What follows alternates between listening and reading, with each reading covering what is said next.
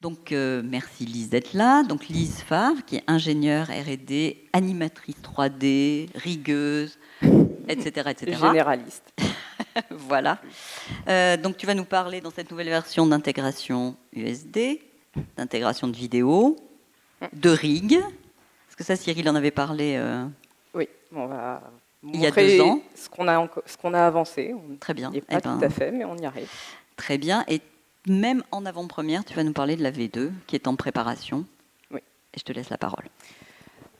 Alors, merci Véronique. Donc, comme tu l'as dit, les mercenaires, c'est historiquement Guerrilla Render, un logiciel de rendu excusez-moi, vous êtes nombreux. Donc, ils sont gentils. Oui, un logiciel de rendu de logdev et d'assemblage de scènes. Il a été utilisé dans pas mal de productions, notamment la dernière, c'est Arcane, qui est magnifique. Et depuis, en fait, on a lancé un projet de collaboration avec Tinto et l'INRIA, avec le soutien de la BPI, de la région Île-de-France et de la région Rhône-Alpes, qui s'appelait Collodi, qui avait pour but de créer un nouveau logiciel d'animation. De cette collaboration a découlé de notre côté Roomba, donc, un logiciel qui essaye de promettre, et qui tient ses promesses, de performance et d'ergonomie. Je vais vous montrer ça. Ici, on a une scène avec 6 personnages, tous animés, un décor, le tout texturé et avec de la subdivision. Et on peut voir en bas, là, ici, vous pouvez regarder, qu'on est facilement à plus de 100 frames secondes, 155 même en moyenne, en continu. Donc, ça, c'est pour les performances. On vous promet d'avoir un playback toujours en temps réel. Ensuite, une autre chose qu'on a cette fois, c'est pour l'ergonomie. Historiquement, le rig, enfin l'animation, ça se fait en cliquant sur un contrôleur, sélectionnant le tool qu'on veut et on bouge le personnage. Nous, on est passé en selectionless. Donc là, ici, on voit qu'on highlight et j'ai plus qu'à draguer mon contrôleur et bouger facilement tout ce que je veux sur mon animation. Forcément, j'ai choisi des choses qui ne bougeaient pas. Voilà. Et ensuite, la troisième chose qu'on vous avait déjà présentée il y a 2 ans, en fait, c'était le système de layer, donc qui permet ici, par exemple, si on regarde la petite feuille de seed, de voir qu'ici, elle est animée. Mais par exemple, hop, si je désactive sans layer, elle ne l'est plus. Donc ça permet d'avoir aux animateurs d'organiser leur workflow et donc d'avoir une animation qu'ils peuvent ajouter incrémentalement, sans destruction. Ça, c'était la version 1.0 qui est sortie l'année dernière. Depuis, elle a été pas mal testée dans un certain nombre de studios. Ils nous ont fait des retours. Nous, on avait déjà notre roadmap de ce qu'on voulait ajouter. Donc, je vais vous présenter tout ça dans une version 1.1. Tout d'abord, comme tu disais, Véronique, on a rajouté le support de l'USD pour vos scènes. Donc ça permet, pour l'intégration dans le pipeline, d'avoir une meilleure discussion avec les autres logiciels. Donc là, par exemple, on a la scène de la cuisine, le grand classique de Pixar. On gère aussi, bien entendu, la possibilité d'utiliser les variants. C'est-à-dire que s'il y a plusieurs géométries disponibles pour un même objet, on peut facilement choisir un autre objet. Donc, par exemple, ici, on va choisir la cup B. Et enfin, une chose que nous, on gère et qui n'est pas normalement dans le standard, puisque, pour rappel, l'USD, c'est principalement une description de géocache et d'un certain nombre d'éléments, mais ça n'est pas censé permettre l'édition et l'animation. Nous, si. C'est-à-dire, par exemple, que ici, si dans ma scène, mon animateur il veut que la tasse elle soit un petit peu plus près du bord, il met la tasse un petit peu plus près du bord. Et s'il décide qu'il veut que la tasse commence à tomber, facilement, on peut rajouter une petite animation, comme ça, hop, pour que la tasse finisse de tomber. Tac, et on finit, on la fait bouger. Et comme ça, hop, j'ai ma tasse qui bouge. Donc, ça, c'est pour l'USD. Une autre chose qu'on vous permet pour tous vos assets dans la scène, en fait, si des fois vous voulez qu'on ne puisse pas cliquer dessus, on peut très bien désactiver par asset le picking. Donc, par exemple, pour l'animation, ça permet de se concentrer sur un personnage avant de passer au suivant. Deuxième chose qu'on nous a pas mal réclamé et que nous, on a aussi de toute façon prévu d'ajouter initialement, c'était la possibilité d'avoir un picker. Donc, par exemple, ici, pour Seed, on voit que si des fois je me retrouve à vouloir gérer ce qu'il y a dans la bouche, ça peut être un peu compliqué. Donc, ce qu'on va faire, c'est rajouter un nouveau picker. On va juste faire comme ça, sélectionner la tête et ajouter une zone de contrôle de la tête. Pareil, je vais vous faire un tout petit peu. Voilà, on fait le bras, l'avant-bras et la main. Là, on va sélectionner voilà, la main. Si on veut aussi, on peut décider d'ajouter, au lieu d'avoir juste des boîtes, de mettre des images. Donc là, par exemple, je vais mettre une petite image de main pour sélectionner ma main. Je peux aussi choisir de changer la couleur. Ici, on va mettre un joli vert pour aller avec Seed. Et enfin, une fois qu'on a fait tout le côté gauche, on ne va pas s'embêter à faire la même chose du côté droit. Donc ici, on a une ligne de symétrie. On sélectionne tout ce qui doit être symétrisé. On appuie sur la symétrie et nous voici avec un début de picker. Très rapide, hein, vous voyez, ça ne m'a pas pris une minute. Ensuite, une autre innovation qu'on a fait sur le picker, c'est que la plupart du temps, dans les logiciels, le picker, ça sert juste à sélectionner un contrôleur. Mais nous, comme on est en selectionless, en fait, le picker, il sert à manipuler directement, comme si on était dans le viewport. Et de la même manière, si on veut utiliser la main en IK ou la main en FK, on peut comme si on était déjà dans le viewport, exactement de la même manière que ce qu'on fait initialement dans le viewport. Ensuite, on peut, à partir du moment où on a exporté tous nos personnages avec les mêmes conventions de nommage, et ben en fait, le picker, il fonctionne sur tous nos personnages. Donc ça, voilà. Bien entendu, si vous n'avez pas envie de faire votre picker et que vous suivez la convention de nommage qu'on vous propose dans notre documentation, vous avez accès à un picker par défaut qui contient tous les éléments du rig, exactement comme celui que je viens de faire. Et une autre chose, si vous sélectionnez juste un autre personnage, vous passez automatiquement sur son picker. Vous pouvez choisir d'avoir un changement automatique ou de dire, vous sélectionnez le picker d'un personnage ou le picker d'un autre. Voilà. Donc on vous propose tout ça. La chose après qu'on a voulu rajouter, c'est la possibilité d'avoir des références. C'est toujours extrêmement important pour les animateurs de pouvoir avoir comme référence soit l'animatique, donc ici par exemple c'est une animatique de Cléa Gonnet. On va sélectionner juste, je voudrais le deuxième plan, donc je vais sélectionner grossièrement, je sais à peu près où est mon deuxième plan. Hop, là il ne s'est pas mis au bon endroit bien entendu, c'est toujours pareil. Et ici, ce que je peux faire, c'est augmenter la hauteur de mon layer et avoir un aperçu de ma référence. Par exemple, ce que je peux faire ici, c'est choisir cette image-là, et je vais couper mon clip. Ici, je pourrais déplacer cette partie-là ou juste la supprimer et remettre cette partie-là ici. Pareil pour la fin, je ne veux pas ce qu'il y a après. Hop, je coupe mon clip et je supprime.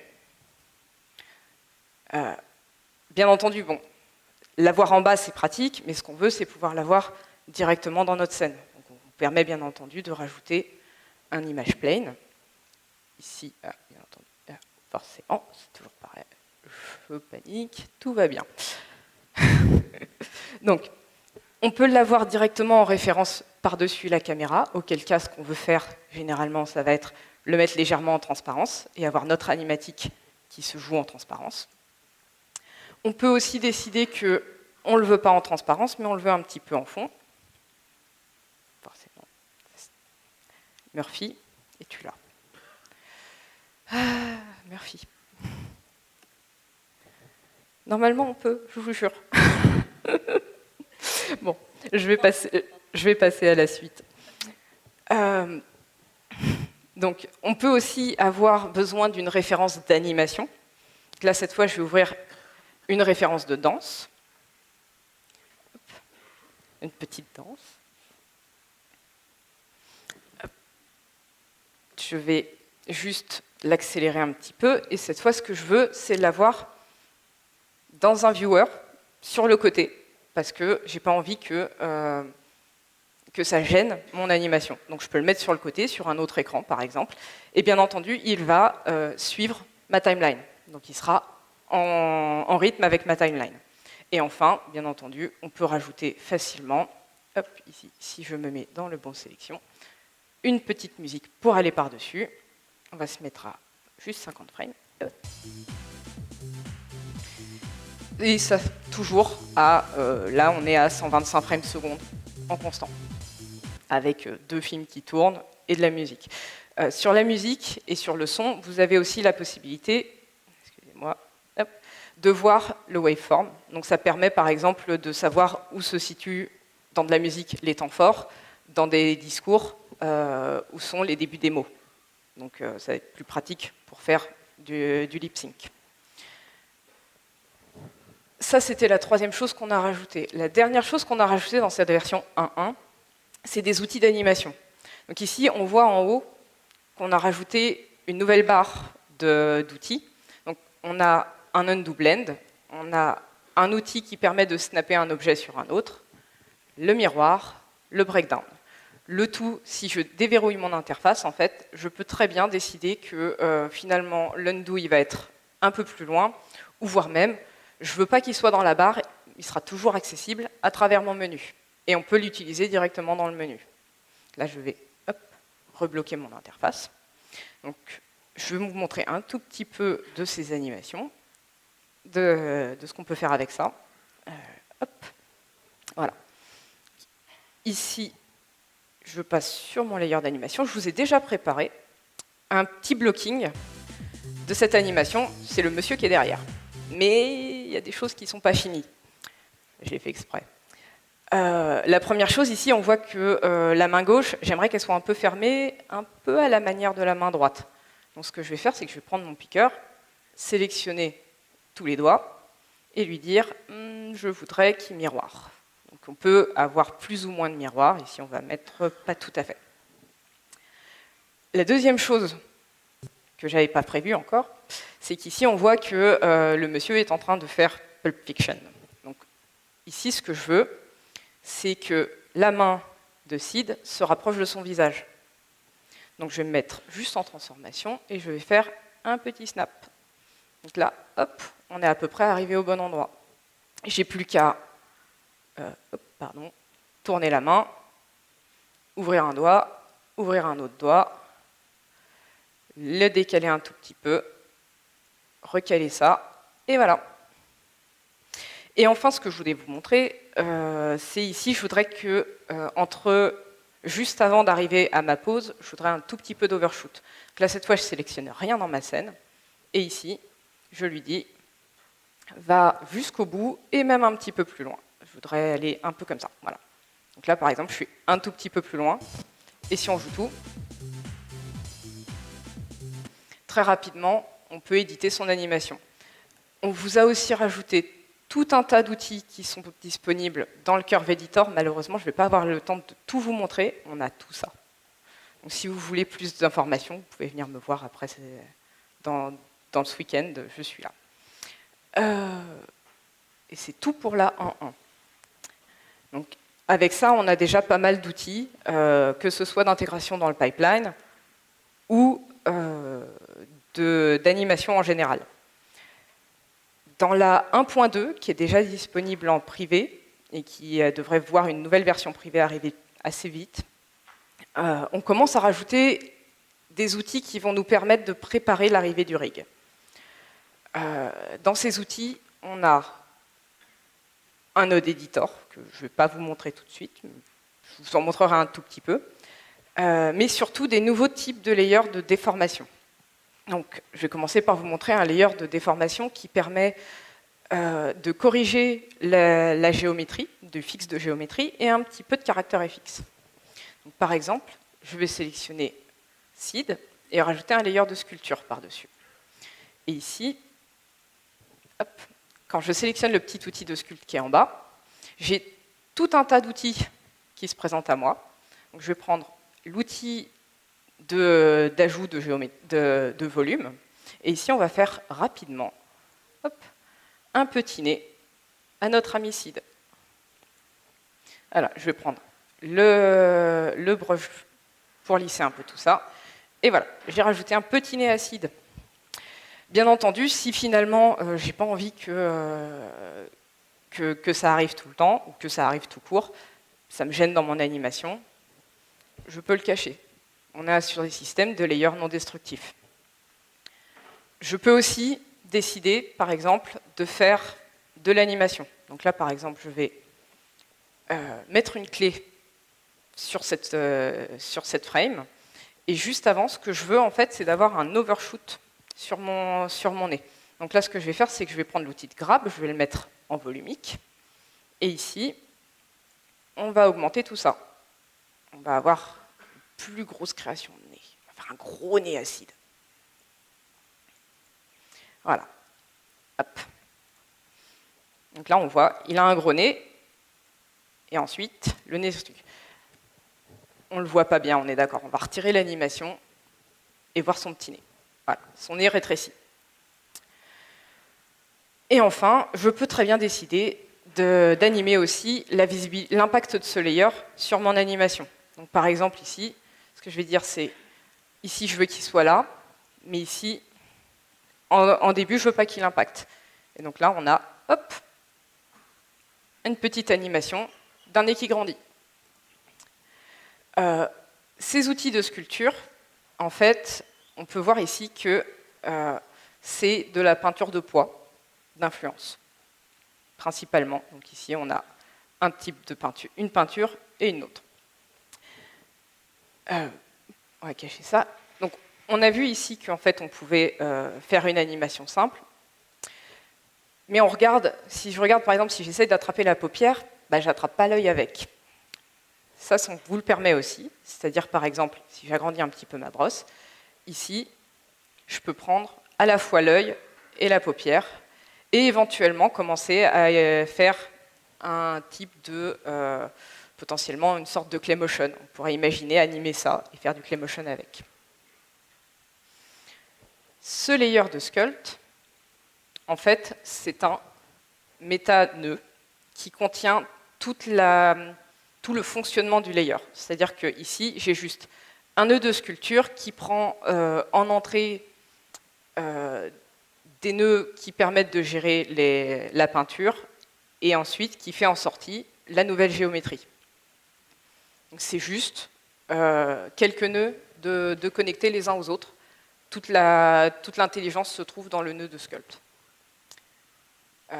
Ça nous a permis très rapidement, une fois qu'on avait ces systèmes, en fait, de vous proposer de faire des...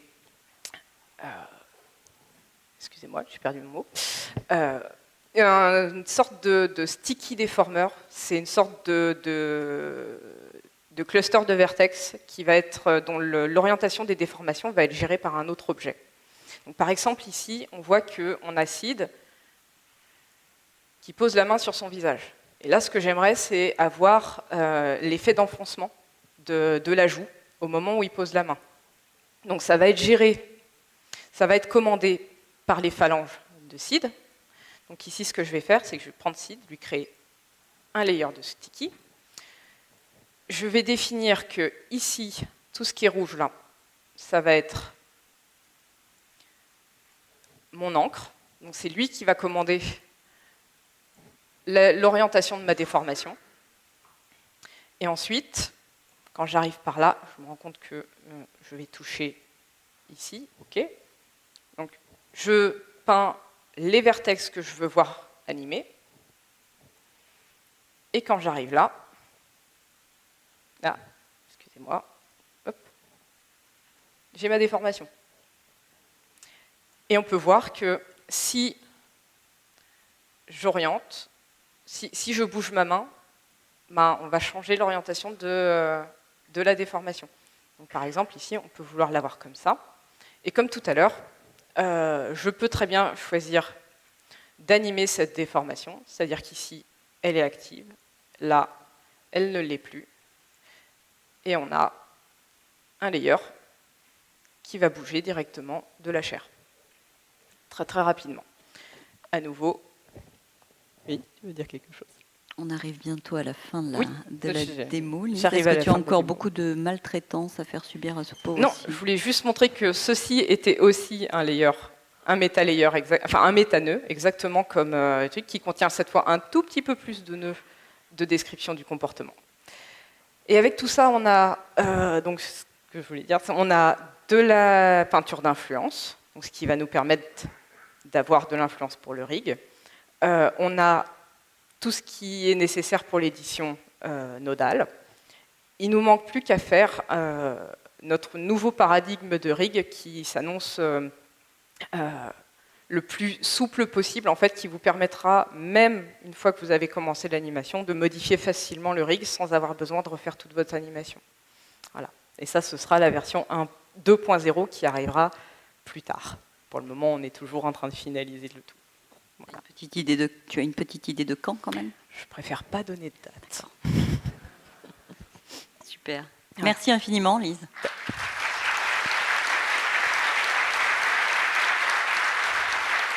Voilà. Juste une dernière chose avant les questions. Bien sûr, je vais juste remercier Lenovo pour le prêt de cette magnifique machine qui fait si bien tourner Roomba. Creative Seed pour le prêt de Seed avec toutes ces maltraitances, ainsi que la première scène que vous avez vue, et Carlab pour les prêts de Miley que vous avez pu voir aussi pendant la présentation du Picker. Voilà. Super. Si vous avez des questions. Des questions pour Lise? Je ne vois pas très bien. Ah, alors, les filles, vous avez le micro. Je ne parle pas là. Une question. Bonjour, je voulais juste savoir, est-ce que c'est, comment dire, est-ce que du coup, Roomba, ça facilite beaucoup l'animation 3D pour les animateurs, oui. Mais du coup, pour les riggeurs, ça se passe comment? Alors actuellement, pour les riggeurs, on a un plugin pour Maya qui permet de facilement exporter les rigs. On gère la plupart des nœuds de déformation de Maya. D'accord, mais du coup, ça se fait sur Maya. Pour le moment, tant qu'on n'a pas finalisé nos outils de rig, on est obligé malheureusement de passer par Maya pour l'export. Et ça pose pas de problème parce que avec les outils qui sont de Roomba qui déforment un peu le rig ou qui, est-ce qu'il n'y a pas parfois des trucs, je sais pas, des trucs qui marchent pas ou non? Non, en fait, les rigs que vous m'avez vu déformer, c'est des rigs qui ont été exportés depuis Maya, qui sont des rigs. Là, en l'occurrence, c'était un rig de Creative Seed. On a aussi le support d'un certain nombre d'autorigs.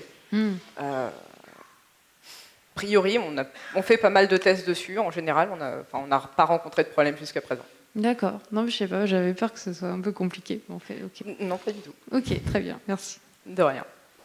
Une autre question? Je vois pas très bien. Ouais. Juste là. Merci de faire passer le micro.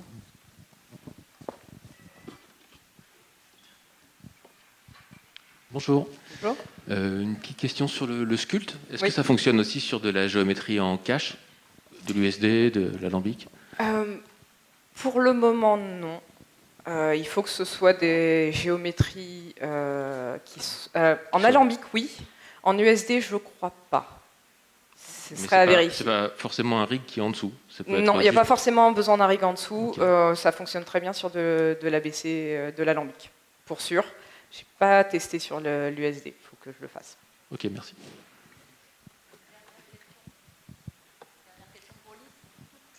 Merci, ouais. Bonjour Elise, merci pour la présentation. J'avais une question concernant plus le layout et le set dressing. On voit que vous supportez USD. Oui. Est-ce que vous comptez mettre en place des outils d'animation de caméra destinés au layout? Oui, ça fait partie des choses qui vont arriver. C'est dans les prochaines versions. D'accord, et j'imagine que peut-être vous n'allez pas trop vous occuper du set dressing, parce que je vois que vous avez quand même pas mal une bonne gestion du USD. Est-ce que vous comptez mettre en place des outils qui permettent d'éditer facilement un décor en USD ou c'est pas prévu? C'est vraiment s'orienter sur l'anime? Alors comme vous l'avez vu, en fait, on peut très bien éditer les décors en USD qui sont apportés et ensuite les réexporter. Ok, très bien, super. Ça on gère. Ça marche. Merci beaucoup. De rien. Merci encore, Lise. Merci à vous pour vos questions.